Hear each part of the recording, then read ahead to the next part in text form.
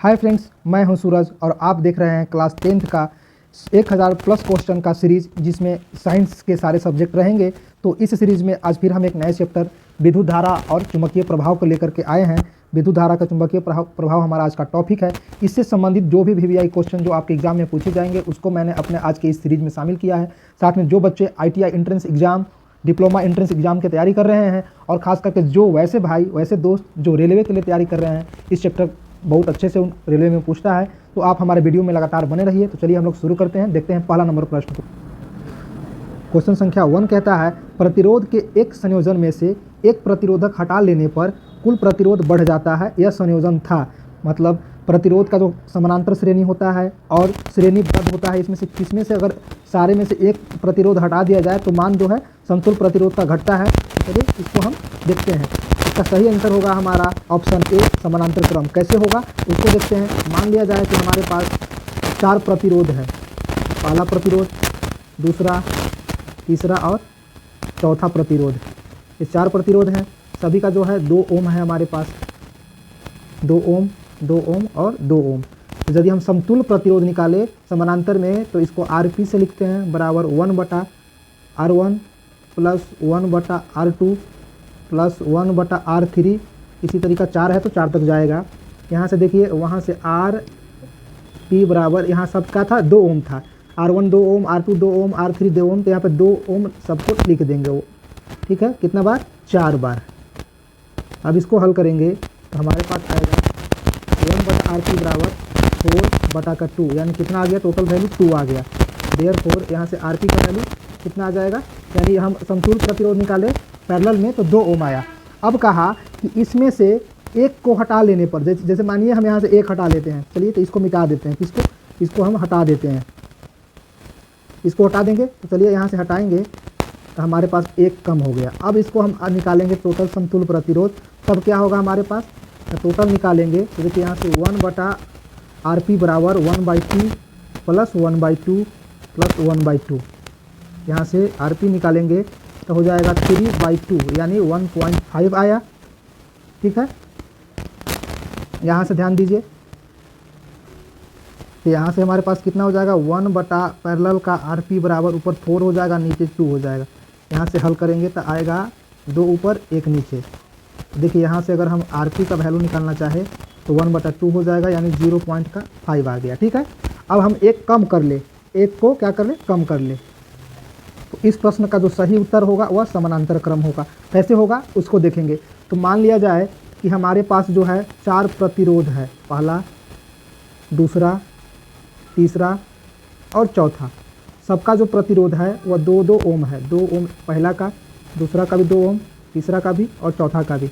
यदि हम इसका समतुल्य प्रतिरोध निकालें तो 1/RP बराबर फार्मूला होता है 1/R1 plus 1/R2 plus 1/R3। इसी प्रकार से और आगे बढ़ते जाता है। सब फार्मूला आप लोग जानते हैं।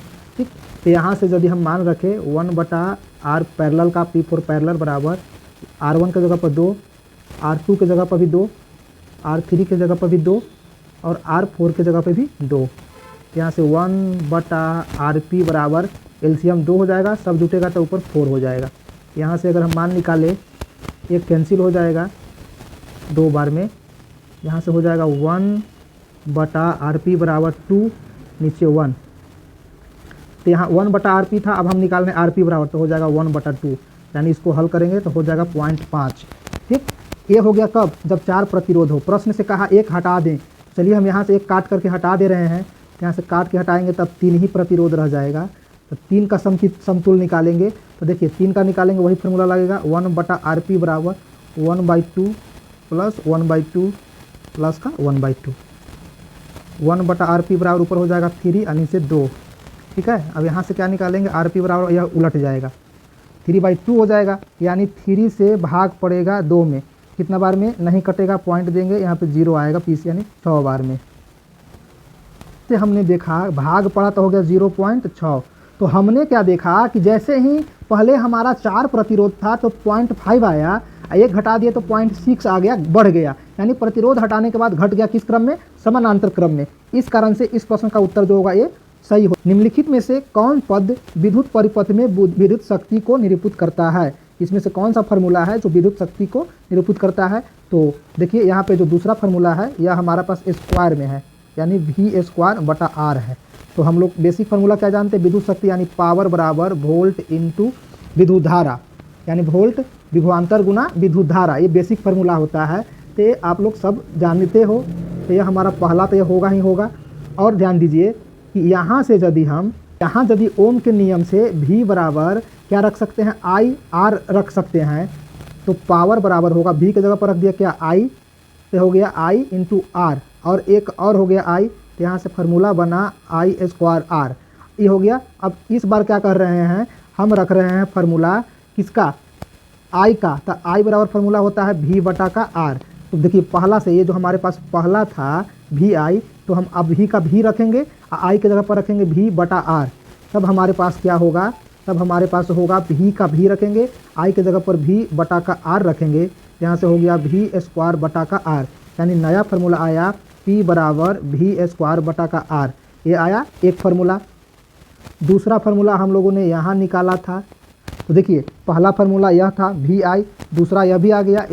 इस कारण से इस प्रश्न का उत्तर जो होगा कौन होगा, D इस प्रश्न का उत्तर हो जाएगा। इस प्रश्न का उत्तर कौन हो जाएगा, D हो जाएगा। अब चलते हैं अगले प्रश्न की ओर। प्रश्न कहता है वैद्युत परिपथ के कारण चालक में उत्पन्न होता है। तो किसी भी विद्युत प्रतिरोध हमारे पास आएगा, विद्युत प्रतिरोध के कारण चालक में उत्पन्न होता है। किसी को मान लीजिए कोई कंडक्टर है हमारे पास, एक कंडक्टर के रूप में मान के चलिए यह तार दिया हुआ है, इससे हमारे पास विद्युत धारा क्या है, प्रवाहित हो रही है। तो जैसे ही इसमें विद्युत धारा प्रवाहित होगी, कोई इसमें रेजिस्टेंस बहुत कम होगा तो आराम से पास होगा, लेकिन जैसे ही इसमें प्रतिरोध बढ़ जाएगा यानी रेजिस्टेंस R बढ़ेगा, तो विद्युत धारा को रोकेगा, जिसके कारण इसमें ऊष्मा उत्पन्न होगी, गर्म होगा। विद्युत धारा क्या रुकेगा, गर्म होगा तो तार जल सकता है, ज़्यादा अगर रेजिस्टेंस हो, ज़्यादा प्रतिरोध हो। तो इस कारण से कह सकते हैं कि वैद्युत प्रतिरोध के कारण चालक में क्या होता है, ऊष्मा उत्पन्न होता है। तो क्या हो जाएगा इसका ऊष्मा, इसका जो ऑप्शन का आंसर होगा वह हो जाएगा ऊष्मीय प्रभाव। ठीक है, इस प्रश्न का उत्तर हो जाएगा C। अब चलेंगे अगले प्रश्न की। प्रश्न है तांबे की तार की एक आयताकार कुंडली किसी चुंबकीय क्षेत्र में घूर्णन गति कर रही है। इस कुंडली में प्रेरित विद्युत धारा की दिशा में कितने परिभ्रमण के पश्चात परिवर्तन होगा। हमारे पास एक तांबा का कुंडली है, किस क्षेत्र में, चुंबकीय जो क्षेत्र है, चुंबकीय क्षेत्र में क्या कर रहा है, वह घूर्णन कर रहा है। तो इसमें जो प्रवाहित होता है क्या, विद्युत धारा की दिशा में जो कितने बार घूमेगा कि इसका डायरेक्शन चेंज हो जाएगा, यानी दिशा चेंज हो जाएगा। तो इसमें क्या होता है कि आधा जो हाफ साइकिल होता है, आधा साइकिल के बाद, हाफ साइकिल के बाद चेंज हो जाता है इसका डायरेक्शन, यानी दिशा चेंज हो जाता है। इस कारण से इस प्रश्न का उत्तर जो होगा B होगा, हाफ साइकिल। ठीक है, अब चलते हैं अगले प्रश्न की ओर। अगला प्रश्न है बॉक्स टाइप सौर कुकर के ऊपरी भाग में कांच का ढक्कन रहता है, इसका कारण है, क्या कारण है, यह देखना है कि कुकर के अंदर रखा भोजन पक रहा है या नहीं। या दूसरा ऑप्शन विकिरण द्वारा ऊष्मा की हानि को रोकना। ऑप्शन नंबर C है बॉक्स के भीतर धूल कणों को जाने से रोकना, और D है इनमें से कोई नहीं। तो जब हमारे पास क्या है, सौर कुकर का उपयोग करते हैं तो हम चाहते हैं जल्दी खाना पक जाए। इससे कब जल्दी खाना पकेगा, जब हमारे पास ऊष्मा बाहर वातावरण में ना जाए, यानी ऊष्मा का ट्रांसफर ना हो, यानी विकिरण के द्वारा ऊष्मा की हानि को रोकना जो होता है मेन कारण होता है। इस कारण से इस प्रश्न का जो उत्तर होगा B हो जाएगा। अब चलते हैं अगले प्रश्न की ओर। अगला प्रश्न कह रहा था किसी विद्युत धारावाही सीधी लंबी परिनालिका के भीतर चुंबकीय क्षेत्र शून्य होगा, इसके सिरे की ओर ले जाने पर घटेगा, इसके सिरे की ओर जाने पर बढ़ता है, सभी बिंदुओं पर समान होता है। तो किसी भी विद्युत धारावाही सीधी परिनालिका में जो है, अगर उसके भीतर चुंबकीय क्षेत्र निकालना हो तो सभी दिशाओं में जो मान होता है वो बराबर होता है। इस कारण से ऑप्शन D जो होगा हमारा राइट आंसर हो जाएगा। अब चलते हैं अगले प्रश्न की ओर। अगला प्रश्न कह रहा है फ्लेमिंग के वाम हाथ नियम में बाएं हाथ की तर्जनी संकेत करती है, किसको संकेत कर, हमारे पास ऑप्शन है चालक पर आरोपित विद्युत बल की दिशा, चुंबकीय क्षेत्र की दिशा, चालक में प्रवाहित विद्युत धारा की दिशा, और इनमें से कोई नहीं। तो हम समझेंगे फ्लेमिंग के वाम हाथ नियम क्या कहता है। तो इसमें अगर बायां हाथ के 3 उंगली, अंगूठा, तर्जनी और बीच वाला मध्यमा, बीच वाले को क्या बोलते हैं, मध्यमा, और अंगूठा को तो अंगूठा सब लोग समझते हो, तो बीच वाला अंगुली, अंगूठा के बीच में जो अंगुली होता है उसको बोलते हैं तर्जनी। तो तीनों अंगुली को अगर हम 90 डिग्री पर घुमा करके रखें, जैसे फिगर में दिया हुआ है, तो फिगर में दिया हुआ है, तो अंगूठा को क्या बोलेंगे, अंगूठा को इंग्लिश में बोलते हैं, देखिए यहाँ पे क्या थंब बोलेंगे। तो इसको कैसे याद रखेंगे, तो अंगूठा जो इशारा करता है वह थ्रस्ट को करता है या तो फिर मोशन को करता है। अंगूठा किसको करता है, अंगूठा जो है वह या तो थ्रस्ट को करेगा या फिर मोशन को करेगा, एक ही बात है। उसी तरीक़ा से तर्जनी मैग्नेटिक फील्ड को करता है, और जो मध्यमा होता है करंट को। अगर हिंदी में इसको बात किया जाए तो अंगूठा किसको, गति को, मोशन, और मैग्नेटिक फील्ड किसको, चुंबकीय क्षेत्र को, ठीक है, और करंट जो है मध्यमा, ठीक है। तो इसको याद कैसे रखेंगे, तो ट्रिक से याद रखेंगे इंग्लिश में। देखिए अंगूठा को अगर हम क्या मान ले, फादर मान ले, अंगूठा को क्या मान ले, अंगूठा को फादर मान ले, और उसके बाद में जो आएगा मदर आएंगे, मदर के बाद चाइल्ड आएगा, बच्चा आएगा।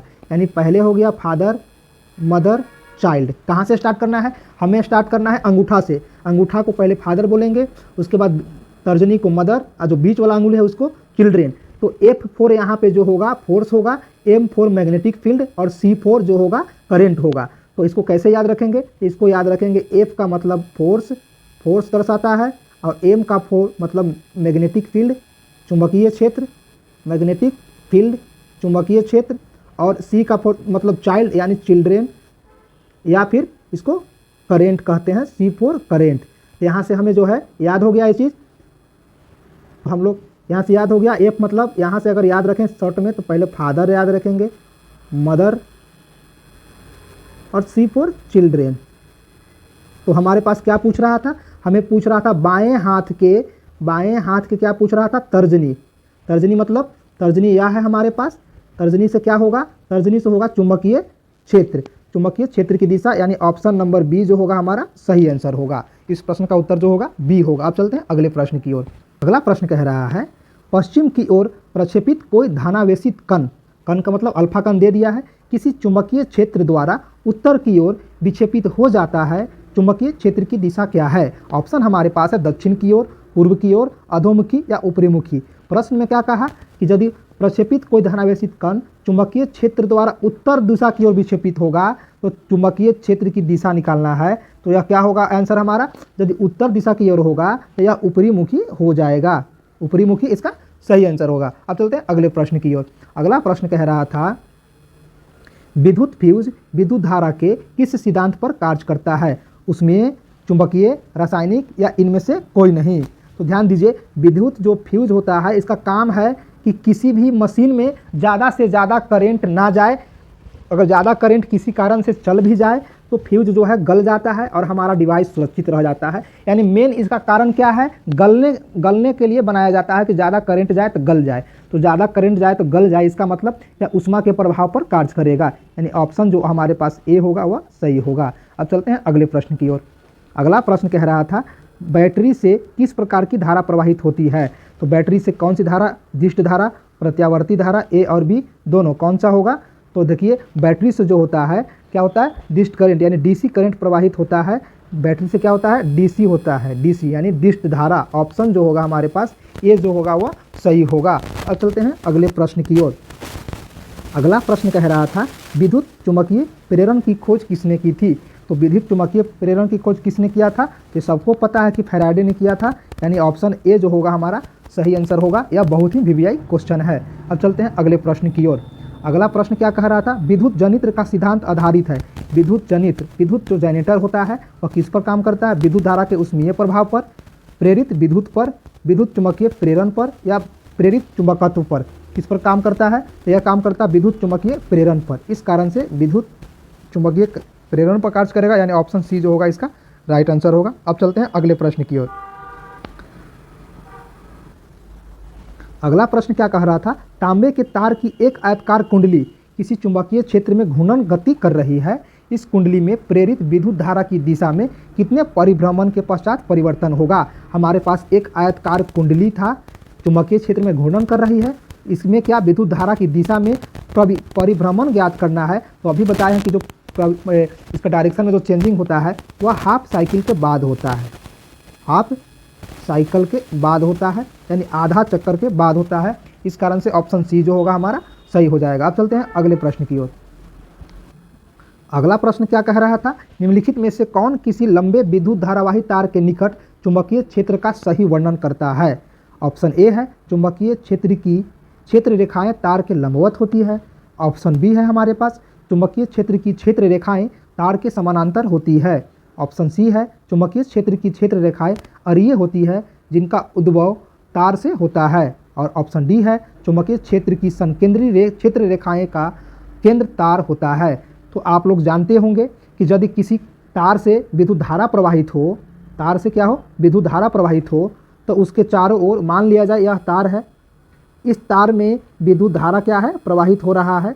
तो यदि तार से विद्युत धारा प्रवाहित होता है तो उसके चारों ओर क्या चुंबकीय क्षेत्र रेखाएं जनरेट होता है। इस तार से इसे जा रहा था करंट, तो चारों तरफ भी करंट जा रहा था, तो इसको चारों ओर क्या होगा, चुंबकीय क्षेत्र बनेगा, तो चुंबकीय क्षेत्र रेखाएं भी बनेगी। तो चुंबकीय क्षेत्र रेखाएं का डायरेक्शन क्या होगा, वो लंबवत होगी, समानांतर होगी तार के, या उसको 90 डिग्री पर काटेगा या गोल गोल सर्किल बनाएगा।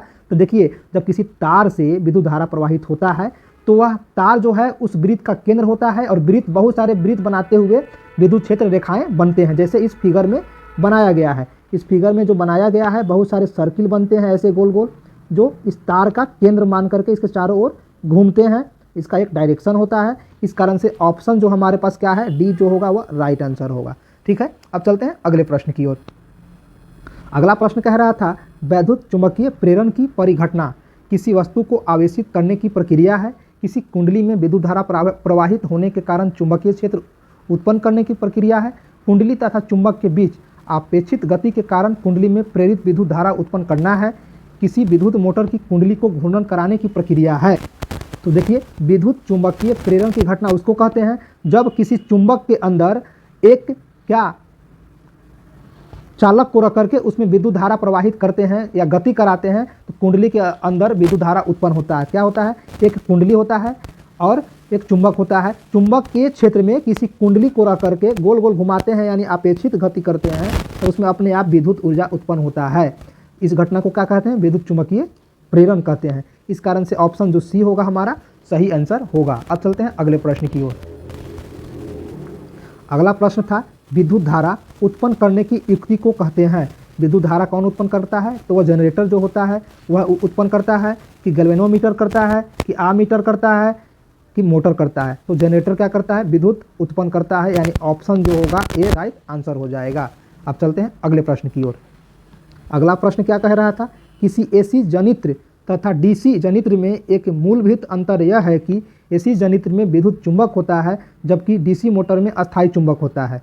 ऑप्शन में है, दूसरा है डीसी जनित्र उच्च वोल्टता का जनन करती है, और सी है एसी जनित्र उच्च वोल्टता का जनन करता है, और डी है एसी जनित्र में सर्पी वलय होते हैं जबकि डीसी जनित्र में दिक् परिवर्तक होता है। तो एसी में जो होता है सर्पी वलय होता है, एसी जो होता है उसमें सर्पी वलय होता है, और डीसी में जो होता है कम्युनिटेटर होता है, कम्युलेटर होता है, जिसको बोलते हैं दिक् परिवर्तक। यानी इस प्रश्न का जो उत्तर होगा वह डी हो जाएगा। अब चलते हैं अगले प्रश्न की ओर। अगला प्रश्न कह रहा था लघु पतन के समय परिपथ में विद्युत धारा का मान, ऑप्शन है बहुत कम होता है, परिवर्तित नहीं होता, बहुत अधिक बढ़ जाता है, निरंतर परिवर्तन होता है। तो यहाँ से ध्यान देंगे जो लघु पतन होगा यानी ओवरलोडिंग जो होगा, ओवरलोडिंग की बात कहे या लघु पतन की बात कहे, इसमें क्या होता है कि देखिए ओवरलोडिंग में क्या होगा, यदि ओवरलोडिंग या लघु पतन हो, मान लीजिए हमारे पास एक बल्ब जल रहा हो, ठीक है, एक बल्ब जल रहा था कितना 10 वाट का, एक और बल्ब हम यहाँ पे जला दिए, ठीक, ये भी 10 वाट का, तो हमको अधिक करंट की ज़रूरत होगी, तो क्या होगा, अधिक करंट की ज़रूरत होगी तो अधिक खपत भी होगा, तो इसमें क्या होगा, करंट का मान अधिक बढ़ जाएगा, यानी ऑप्शन जो सी होगा इसका राइट आंसर होगा। ठीक है, अब चलते हैं अगले प्रश्न की ओर। अगला प्रश्न कह रहा था डायनेमो से किस प्रकार की धारा प्राप्त होती है। डायनेमो से किस प्रकार की धारा प्रवाहित होगी, दिष्ट धारा होगी, प्रत्यावर्ती धारा होगा या दोनों होगा। तो डायनेमो में जो होता है दोनों प्रकार की धारा उत्पन्न होती है, इस कारण से क्या होगा, ऑप्शन सी जो होगा हमारा राइट आंसर होगा। अब चलते हैं अगले प्रश्न की ओर। अगला प्रश्न कह रहा था विद्युत बल्ब के भीतर क्या रहता है, निर्वात रहता है, वायु भरी रहती है, निष्क्रिय गैस भरी रहती है या हाइड्रोजन भरी रहती है। तो विद्युत जो बल्ब होता है उसमें एक फिलामेंट होता है जो बिजली पा करके जलता है। ठीक है, तो कैसे जलता है, अगर ये जलेगा, इसके अंदर ऑक्सीजन भर दिया जाए तो ऑक्सीजन के साथ आग लग करके यह जल जाएगी।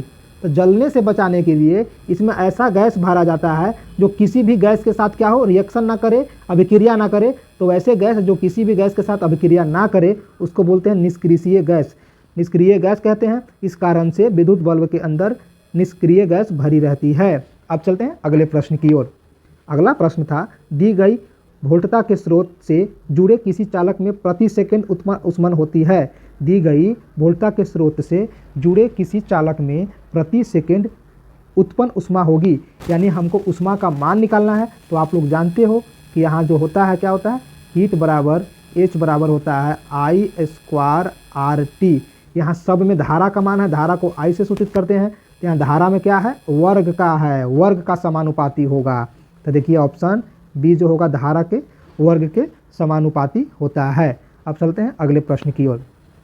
अगला प्रश्न था विद्युत चुंबक जो होता है इस्पात के दंड पर लिपटी चालक कुंडली होता है या मात्र अचालक कुंडली होता है, या नर्म लोहे के दंड पर लिपटी चालक कुंडली है या मात्र चालक कुंडली है। तो आप जानते हैं कि जो विद्युत चुंबक होता है वह नर्म लोहे से बनता है और उसके ऊपर क्या चालक कुंडली होता है, इसलिए ऑप्शन जो सी होगा इसका राइट आंसर होगा। अब चलते हैं अगले प्रश्न की ओर। अगला प्रश्न था विद्युत धारा उत्पन्न करती है। विद्युत धारा क्या उत्पन्न करती है, चुंबकीय क्षेत्र, विद्युत क्षेत्र, धारा क्षेत्र या इनमें से कोई नहीं। तो आप लोग सब जानते हो कि विद्युत धारा जब बहती है किसी कंडक्टर से तो उसके चारों ओर विद्युत क्षेत्र उत्पन्न होता है। इस कारण से ऑप्शन जो ए होगा हमारा राइट आंसर होगा। अब चलते हैं अगले प्रश्न की ओर। अगला प्रश्न था पृथ्वी का विभव होता है ऋणात्मक, धनात्मक, शून्य या अनंत। तो पृथ्वी पर क्या होता है, तो पृथ्वी पर जो विभव होगा वह शून्य होगा ताकि किसी को विद्युत धारा क्या हो, फील ना हो। इसलिए चलिए अब चलते हैं अगले प्रश्न की ओर। अगला प्रश्न था विद्युत फ्यूज तार में मिश्रण होता है। विद्युत फ्यूज जो बना होता है वह किससे बना होता है, हमारे पास ऑप्शन है। तो विद्युत फ्यूज जो बना होता है वह बना होता है टीन से Sn + Pb, यानी पहला है टीन और इसके साथ शीशा मिला होता है तब बनता है विद्युत फ्यूज। तो इसलिए इस प्रश्न का उत्तर जो होगा ऑप्शन जो ए होगा राइट आंसर होगा। अब चलते हैं अगले प्रश्न की ओर। अगला प्रश्न कह रहा था विद्युत वाहक बल का मात्रक है। विद्युत वाहक बल जो होता है यह क्या होता है, एक प्रकार विद्युत वाहक बल जो होता है एक प्रकार का विभवांतर होता है। तो विभवांतर का मात्रक क्या होता है, वोल्ट होता है। तो इसका भी मात्रक क्या होगा, वोल्ट ही होगा। अब चलते हैं अगले प्रश्न की ओर।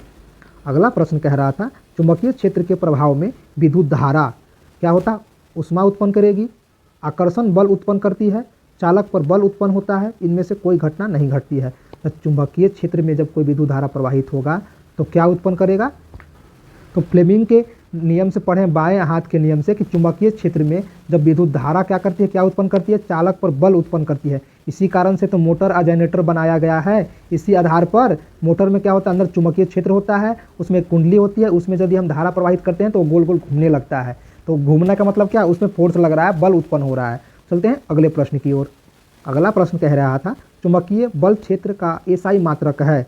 हमारे पास ऑप्शन भी दिया हुआ है। तो हम लोग पढ़े हैं कि चुंबकीय क्षेत्र का जो मात्रक होता है वह होता है न्यूटन प्रति एम्पियर प्रति मीटर, यानी इस कारण से हमारा ऑप्शन जो डी है वह सही होगा। ठीक है, अब चलते हैं अगले प्रश्न की ओर। अगला प्रश्न कह रहा था चुंबक द्वारा धारावाही चालक पर लगाए गए बल की दिशा ज्ञात की जाती है। कैसे ज्ञात की जाती, हमारे पास ऑप्शन था फ्लेमिंग के वाम हस्त नियम से, ओम के नियम से, मैक्सवेल के दक्षिण हस्त नियम से, इनमें से किसी नियम से नहीं। हमें ज्ञात क्या करना है, हमें ज्ञात करना है बल की दिशा। तो अभी इस क्लियर करेंगे फ्लेमिंग का लेफ्ट हैंड रूल और फ्लेमिंग का राइट हैंड रूल। तो फ्लेमिंग का लेफ्ट हैंड रूल यानी लेफ्ट हैंड का मतलब फ्लेमिंग के वाम हस्त नियम क्या कहता है, यह कहता है कि यदि बाएं हाथ के 3 अंगुली अंगूठा, तर्जनी और मध्यमा को एक दूसरे के ऊपर 90 डिग्री में रखा जाए तो हमारा जो अंगूठा होगा वह गति को या फोर्स को संकेतित करेगा और जो तर्जनी होगा वह जो होता है तर्जनी चुंबकीय क्षेत्र को, तो जो मध्यमा होगा वह करंट को सूचित करेगा। ध्यान देने वाली बात यह है कि जो फ्लेमिंग का वाम हस्त नियम है जिसको इंग्लिश में क्या बोलते हैं, इसको इंग्लिश में बोलते हैं फ्लेमिंग लेफ्ट हैंड रूल। इससे क्या होता है, लेफ्ट हैंड रूल में यहाँ फिर से देखेंगे लेफ्ट हैंड रूल में क्या होता है, इसमें ऑलरेडी जो है धारा प्रवाहित होता है। धारा हमको प्रवाहित उत्पन्न नहीं करना होता है, धारा जो होता है पहले से ही प्रवाहित होता है। ठीक है, तो धारा प्रवाहित होता है जिसके कारण हमें इसमें किसकी दिशा निकालना होता है, बल की दिशा निकालना होता है। तो यदि बल की दिशा की बात करें तो लेफ्ट हैंड रूल और राइट हैंड रूल में क्या होता है कि इसमें धारा पहले से प्रवाहित नहीं होता है, इसको घुमा करके हम खुद धारा प्रवाहित करते हैं। धारा जो उत्पादित करते हैं, धारा हमें बनाना होता है। तो यदि धारा उत्पादित करने की बात करें तो जो है कौन, राइट हैंड रूल लगाएंगे और साथ में साथ जब धारा उत्पादित होगा तो जिसके कारण मैग्नेटिक फील्ड जनरेट होता है, मैग्नेटिक फील्ड जो जनरेट होगा उसकी भी दिशा ज्ञात किया जाता है फ्लेमिंग के राइट हैंड रूल से। तो जब किसकी दिशा कहेगा, चुंबकीय क्षेत्र की दिशा का है या प्रोड्यूस धारा का है, तब राइट हैंड रूल। लेकिन जैसे ही धारा के कारण बल की दिशा की बात कर दे तो फ्लेमिंग लेफ्ट हैंड रूल हम लगाएंगे। ठीक है, तो इस प्रश्न का जो उत्तर होगा, क्या पूछ रहा था, बल की दिशा, तो फ्लेमिंग के वाम हस्त नियम से, जिसको फ्लेमिंग लेफ्ट हैंड रूल भी कहते हैं। तो इस प्रश्न का जो सही उत्तर होगा ऑप्शन ए होगा। अब चलते हैं अगले प्रश्न की ओर। अगला जो प्रश्न कह रहा था, डायनेमो का सिद्धांत आधारित है। डायनेमो किस पर कार्य करता है, यह कार्य करता है विद्युत चुम्बकीय प्रेरण पर। इस कारण से ऑप्शन जो ए होगा वह राइट आंसर होगा। अब चलते हैं अगले प्रश्न की ओर। अगला प्रश्न कह रहा था, विद्युत मोटर को चलाया जा सकता है। विद्युत मोटर को किस पर चलाया जा सकता है, तो हमारे पास ऑप्शन है पर्यावर्ती धारा पर, दिष्ट धारा पर। प्रत्यावर्ती का मतलब हो गया एसी पर और दिष्ट का मतलब हो गया डीसी पर। तो जो मोटर होता है वह दोनों पर चलाया जा सकता है। इस कारण से ऑप्शन सी जो होगा वह राइट आंसर होगा। अब चलते हैं अगले प्रश्न की ओर। अगला प्रश्न क्या कह रहा था, विद्युत मोटर की क्रिया आधारित है। हमारे पास ऑप्शन है विद्युत धारा और चुंबकीय प्रभाव पर, चुंबक और विद्युत के प्रभाव पर, आर्मेचर के घूर्णन पर, इनमें से कोई नहीं। इसका जो सही आंसर होगा, विद्युत मोटर जो होता है विद्युत धारा उसमें प्रवाहित करते हैं तो चुंबकीय क्षेत्र उत्पन्न करता है। इस कारण से इसका जो सही आंसर होगा विद्युत धारा और चुंबकीय प्रभाव, यानी ऑप्शन जो ए होगा इसका राइट आंसर हो जाएगा। अब चलते हैं अगले प्रश्न की ओर। अगला प्रश्न कह रहा था, डायनेमो के द्वारा बदला जाता है। तो डायनेमो जो है, डायनेमो से हम क्या उत्पन्न करते हैं, डायनेमो का मतलब जनरेटर। तो जनरेटर एक घूमने वाला होता है, यदि घूमता है आर्मेचर तो उसमें विद्युत धारा उत्पन्न होता है, यानी यांत्रिक ऊर्जा को विद्युत ऊर्जा में चेंज किया जाता है डायनेमो के द्वारा। इस कारण से ऑप्शन जो ए होगा हमारा सही आंसर होगा। अब चलते हैं अगले प्रश्न की ओर। अगला प्रश्न था, जब किसी चालक कुंडली की ओर या उससे दूर एक क्षण चुंबक को लाया जाता है तो कुंडली में धारा उत्पन्न होती है। यह किस घटना पर उदाहरण है, विद्युत चुंबकीय प्रेरण का, धारा पर चुंबकीय प्रभाव का, लॉरेंस बल का, या चुंबक पर धारा के प्रभाव का। क्वेश्चन को फिर से समझेंगे। क्या कहा, जब किसी चालक कुंडली की ओर या उससे दूर एक क्षण चुंबक को लाया जाए। पहले एक क्षण चुंबक है, एक कुंडली है, इसमें क्या बहती है, उत्पन्न होती है धारा। तो यह काम करेगा विद्युत चुंबकीय प्रेरण पर, यानी ऑप्शन ए जो होगा हमारा राइट आंसर हो जाएगा। अब चलते हैं अगले प्रश्न की ओर।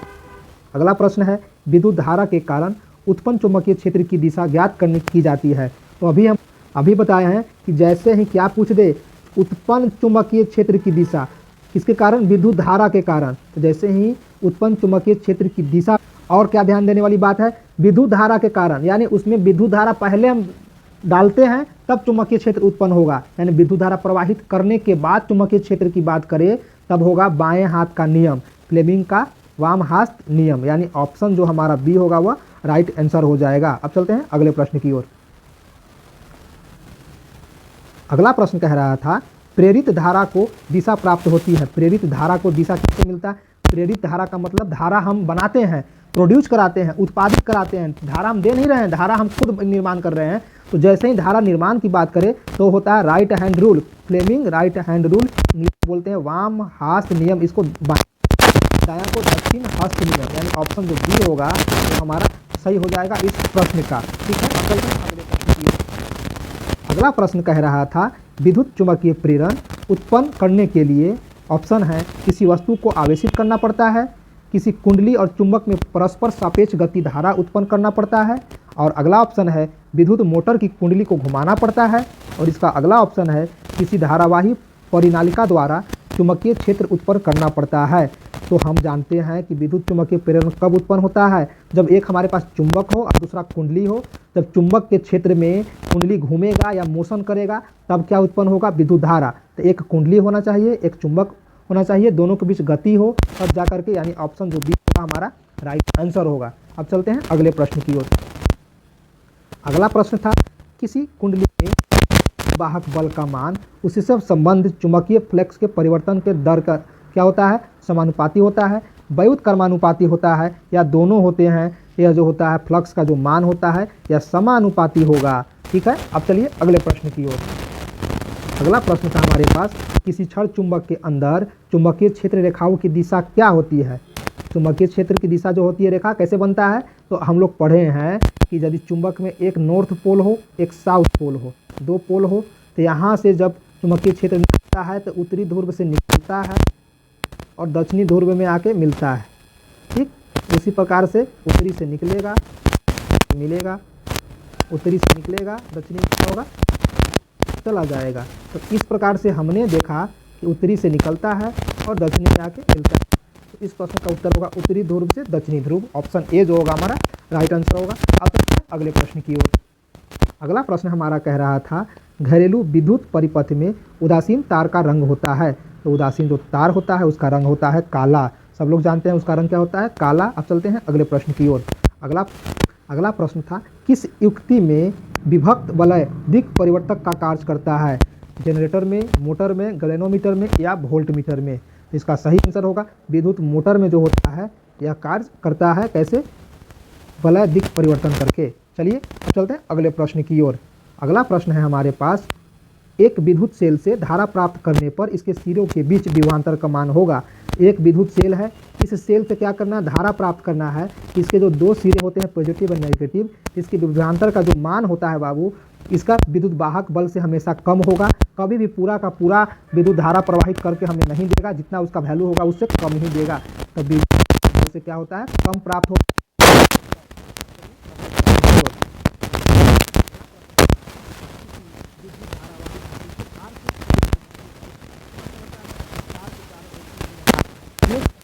के रूप में होती है जिनकी दिशा ज्ञात की जाती है। तो अभी हमने एक वीडियो बनाया था जिसमें हम लोगों ने देखा था कि एक करंट ऐसे जा रहा है, ठीक है। करंट जब जाता है इस तरीक़ा से, क्या जा रहा था, करंट जा रहा था हमारे पास। तो क्या था कि इसके चारों ओर जो है क्या जनरेट होता है, गोल करके चुंबकीय क्षेत्र जनरेट होता है। ये जो चुंबकीय क्षेत्र होगा उसकी दिशा कैसे ज्ञात की जाएगी, हमारे पास ऑप्शन क्या था, तो चुंबकीय क्षेत्र की दिशा ज्ञात कर रहा है। तो अभी बताए थे कि जैसे ही चुंबकीय क्षेत्र की दिशा ज्ञात करने की बात कहा जाए तो इसका सही आंसर होता है Fleming right hand rule. Fleming right hand rule यानी दक्षिण हस्त नियम। अगला प्रश्न था वह उपकरण जो किसी परिपथ में विद्युत धारा की उपस्थिति संसूचित करता है उसे कहते हैं वोल्टमीटर, आमीटर, गैल्वेनोमीटर। तो जो विद्युत धारा की प्रेजेंस को दर्शाता है वह गैल्वेनोमीटर है। गैल्वेनोमीटर से हम विद्युत धारा की उपस्थिति को दर्शाते हैं, हम पहचान करते हैं, मापते हैं। अगला प्रश्न को देखेंगे। अगला प्रश्न था भौतिक शास्त्री थे या रसायन शास्त्री थे, कि माइकल जो फैराडे थे वह भौतिक शास्त्री थे। ऑप्शन जो बी होगा हमारा सही आंसर होगा भौतिक शास्त्री। अब चलेंगे अगले प्रश्न की ओर। अगला प्रश्न था एक प्रारूपी सौर सेल कितना, जो सौर सेल होता है 0.5 से 1 वोल्ट तक जो है विभवांतर उत्पन्न कर सकता है। इस कारण से ऑप्शन ए हमारा सही हो जाएगा। अब चलते हैं अगले प्रश्न की ओर। अगला प्रश्न हमें कह रहा था जब कुंडली की गति की दिशा विद्युतीय क्षेत्र की दिशा के लंबवत होती है तब कुंडली में उत्पन्न प्रेरित धारा होगी अधिकतम, न्यूनतम, कभी कम कभी अधिक, इनमें से कोई नहीं।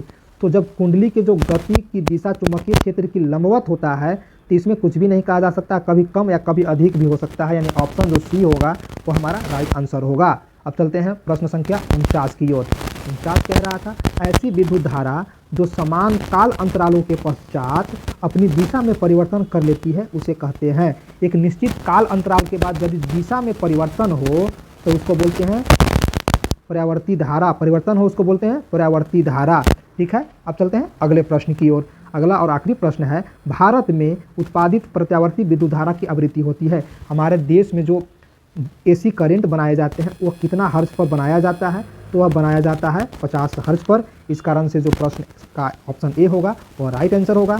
मैं उम्मीद करता हूं कि आप लोग इसे अच्छे से समझ गए होंगे। अगर कोई भी क्वेश्चन में कन्फ्यूजन हो तो आप कमेंट करके हमसे पूछ सकते हैं। तब तक के लिए आपका बहुत बहुत धन्यवाद। लगातार इस सीरीज में बने रहिए।